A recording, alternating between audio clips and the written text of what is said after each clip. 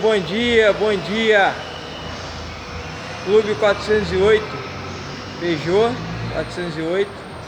Tô com um barulhinho aqui, enjoado. Meu mecânico descobriu.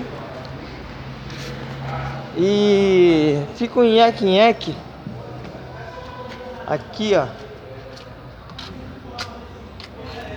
Tem uma espuma na lanterna traseira direita. A gente vai tentar melhorar isso. Fica um nheque-nheque, um ruído bem chatinho. E balançando o para-choque. Balançando o para-choque a gente descobriu. Ó, parou.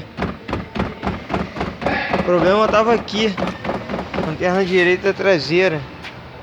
A gente tá colocando uma outra borracha aqui para resolver esse problema. E agora acabou o nheque-nheque. Então fica aí a dica. A gente achou que era alguma coisa na suspensão e não é. Era aqui. É só sacudir o para-choque e observar o barulho, caso dê no de vocês também. Alô? Abraço a todos aí. Fique com Deus.